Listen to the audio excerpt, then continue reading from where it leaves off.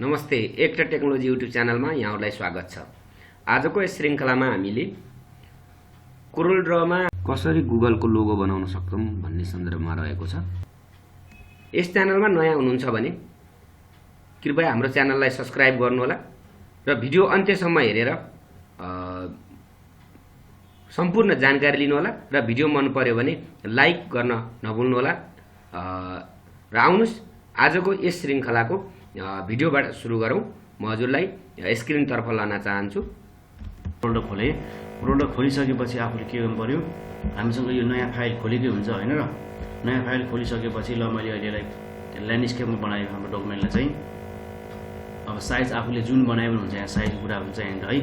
आफूलाई कुन टाइपको साइज बनाउने हो, यहाँ A4 साइजका, लेटर साइजका, यहाँ हाम्रो केहरू पेजहरू हुन्छ यहाँ। ल मैले एक पनि बनाएँ अनि यहाँ गएर मैले ल्यान्डस्केप बनाएँ। अब मलाई कुनै पनि केहरू जस्तो मलाई गुगल क्रोम नभएर मलाई यहाँ केहरू ल भनौँ गुगलको लोगो चाहियो हैन र। यहाँ मलाई गुगलको चाहियो भने गुगल कस्तो टाइपको हुन्छ, जी टाइपको हुन्छ, यस्तो टाइपको हो। यो जी टाइपको गुगल आउँछ हैन र। यो जी टाइपको बनाउँदाखेरि चाहिँ अलिकति गुगल क्रोम भन्दा अलिकति यो थोरै एक लेभल माथिको छ। यो अलिकति ध्यान दिएर हेर्ने है। अब यो गुगलको लागि बनाउँदाखेरि हामीले के गर्नु पर्यो, फेरि यहाँ गएर इज द सेम अघि गाँसको इलिप्स टुलमा गएर क्लिक गर्ने अनि कन्ट्रोल र शिफ्ट बटनसँग यसलाई के गर्नु पर्यो, सरी माउसको ड्र गर्ने। इक्वलमा आइरहेछ यो अघि हामीले एजुअल गरेको यो हैन र। यो गरिसकेपछि के गर्नु पर्यो, फेरि यहाँ गएर कपी एन्ड पेस्ट गर्ने। ल मैले अघि गए जस्तो माथि गएर के गर्थेँ, एडिटमा गएर कपी एन्ड पेस्ट गर्थेँ। अहिले मैले घरिघरि त्यहाँ गएर गरेन, म के गर्छु यहाँ गएर किबोर्डदेखि कन्ट्रोलसँग सीले कपी गर्यो, कन्ट्रोलसँग बीले पेस्ट गर्यो। यो दुईटा आछ है, हामीसँग दुईटा छ। यदि हामीसँग चाहिँ के कोरलड्रा X4 भर्जनको छ भने र हामीसँग अहिले कुनै ल्यापटपमा चाहिँ साइडमा नम्बर सिस्टम राखिदिएको हुन्न, हेर्नुहोस् उता राइट साइडमा, जसले गर्दा त्यो टाइपमा चाहिँ के हुन्छ यहाँनिर प्लस चिन्हहरू माइनस चिन्हहरू त्यहाँनिर ल्यापटपमा हुँदैन के। र ल्यापटपमा नभएखण्डमा के गर्नु पऱ्यो, हामी त्यही कपी एन्ड पेस्टको प्रयोग गर्ने अथवा कुनै पनि किबोर्ड ल्याएर किबोर्ड बाहिरबाट एक्सटर्नल किबोर्ड लिएर किबोर्ड प्रयोग गर्न सक्यो। मैले यहाँ गएर के गर्छु, किबोर्ड अथवा किबोर्डको प्रयोग गरेर मैले कपी एन्ड पेस्ट गरेँ अनि यसलाई गएर फेरि शिफ्टसँग भिडियोतिर यसरी हामीले तान्नु पऱ्यो। ल मैले 80 आइडिया 80सँग राखेको है, 80 बनाउँछु। ल 80 भयो। ल 80 भइसकेपछि के गर्नु पऱ्यो, हाम्रो जीटा कस्तो हुन्छ, यहाँनिर यो आधा भाग कटेर यहाँबाट सर गएर फेरि के ए लेभलमा चाहिँ एउटा लाइन यता भित्र आएको हुन्छ। टो टाइपमा बनाउनु पर्छ। हामीले के गर्ने, थोरै हामीलाई स्केलको आवश्यक पर्छ। स्केल हामीले यहाँनिर के तान्न सकिन्छ। यो हाम्रो यो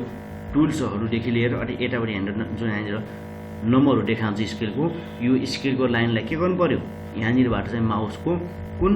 लेफ्ट क्लिक गरेर तान्नु पर्यो। यो लाइन आउँछ लाइन अनि यहाँ सेन्टर हुन्छ, सेन्टरमा त्यहाँ छादिने यसरी सेन्टरमा आएर बस्छ। यो बस्यो भने हामीले चाहिँ अब जस्तो मानव मैले यहाँनिर रेक्ट्याङ्गल टुल लिएँ है, यसको नाम रेक्ट्याङ्गल टुल भन्छ। रेक्ट्याङ्गल टुल लिएर मैले के गरेँ भने जस्तो अब मेरो जी यस्तो हुन्छ, मैले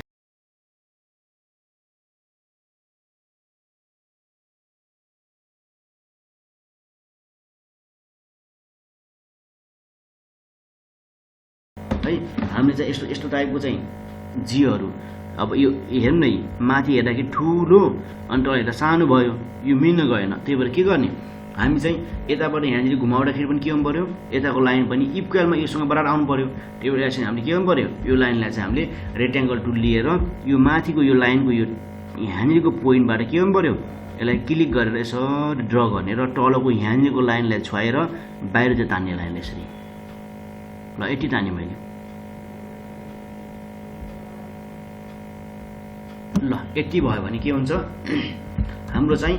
यहाँबाटको यसरी हेर्दाखेरि चाहिँ यो के हुन्छ, इक्वलमा जान्छ। इक्वलमा यो इक्वल हुन्छ किनकि हामीले जी बनाउँदाखेरि जस्तो हेर्नु न यहाँ गएर हाम्रो यो के छ यहाँनिर,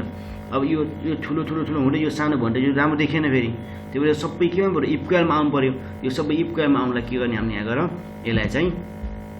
अब चाहिँ इक्वल भइसक्यो। यसलाई तान्नु तल हामीले कहाँ यो तल सेन्टरमा लिएर छादिनु पऱ्यो। यहाँनिर सेन्टर लेखा हुन्छ, यो सेन्टर पोइन्टमा मिड पोइन्टमा हुन्छ, जहाँनिर मिड पोइन्टमा गएर त्यहाँ यसरी सेन्टरमा छाडिएपछि यो सेन्टरमा आइहाल्छ। हेर्नुहोस् 80 भइसक्यो भने अब के गर्ने, यो लाइनलाई आफूले अलि बाहिर लङ तान्नु सक्यो। यति माथि नगाउने है, यो जी यता गाउँछ, यसलाई के गर्ने, यसलाई बाहिर चाहिँ तान्नु पऱ्यो यसरी। ल 80 भइसक्यो भने अब के गर्नु पऱ्यो, अब चाहिँ हामीले यहाँ पनि थोरै हामीलाई लाइन टुलको आवश्यक पर्छ। यो पेन टुलमा गएर क्लिक गर्ने अनि यो एरियाबाट यहाँनिर माउसको क्लिक गरेर यो लाइन आउँछ अनि योले यहाँनिरको यो भागलाई है यहाँनिरको यो भागलाई क्रस गरेर यता के गर्ने यतातिर लाइन बाहिरतिर जुन बाहिरको भागबाट तानेपछि बाहिरतिर नि क्रस गर्ने यसलाई यसरी यो यहाँनिरको टुप्पोलाई यसलाई छोएर है यसलाई छुनु पर्यो यसलाई छोएर यसरी बाहिरतिर लाइन क्रस गर्ने हो इलिप्सलाई बाहिर क्रस गर्ने है यसरी र यसलाई इन्टर गर्ने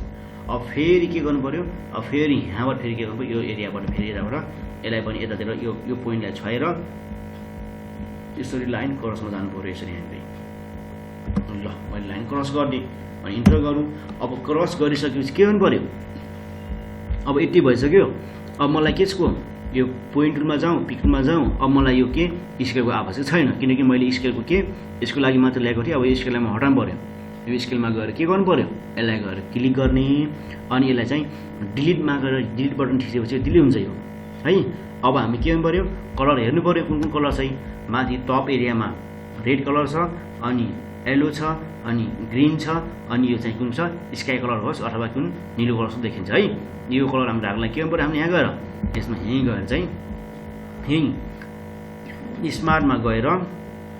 है अथवा हामीसँग यसमा त माथि हुन्छ म यहाँ यसमा गएँ स्मार्टमा गइसकेपछि के गर्नु पर्यो यहाँ गएर यसमा चाहिँ यो भागमा है यहाँनिर क्लिक गरेर आफूले कुन कलर आवश्यक पर्छ त्यही कलर लिन सकिन्छ हुन्छ अघिले कस्तो गरेर म के गर्छु यहाँ गएर रेड कलर चुज गर्छु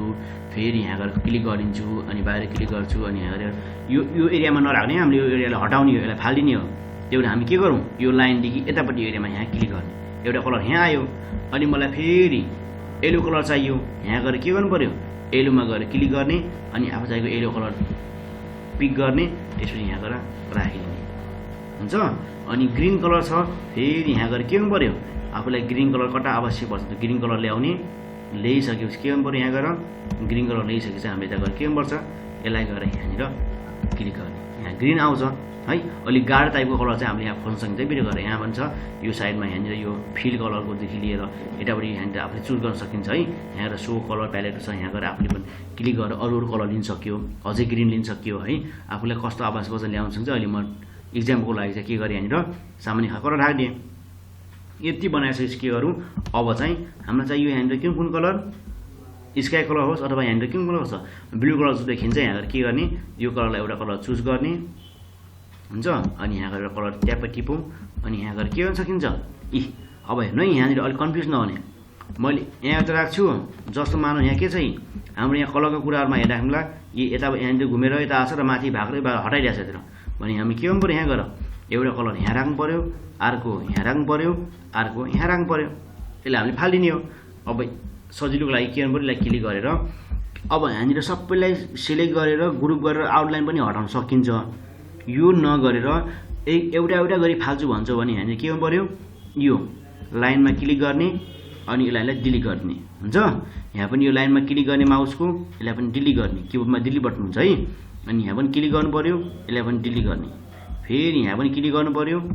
यसलाई पनि अथवा यसलाई डिलिट नगरेर आफूले के गर्न सक्यो एज अ होल एरियामा सबै नै गरी सिलेक्ट गर्ने अनि सिलेक्ट गरेर के गर्न सकिन्छ यसलाई चाहिँ हामीले यहाँ गएर यसको आउटलाइन चाहिँ हामीले पहिला ग्रुप गर्ने ग्रुप गरिसकेपछि के गर्न सक्यो आउटलाइनलाई यहाँ गएर नन गऱ्यो भने के हुन्छ कि त यहाँ गएर नन गर्ने कि त यहाँ गएर के हुन्छ माउसको यता गएर राइट क्लिक गऱ्यो भने के हुन्छ यो हटिन्छ भयो नि त लोगो बन्न आयो अनि आफूले कतिको सानो गाडी एउटा एरियामा बनाएर राख्न सकिन्छ यसो बनाएर आफूलाई कहाँ आवश्यक पर्छ त्यो चाहिँ एउटा बसाउन सक्छ ल यो गुगल पनि बन्यो हस्त साथीहरू आजको हाम्रो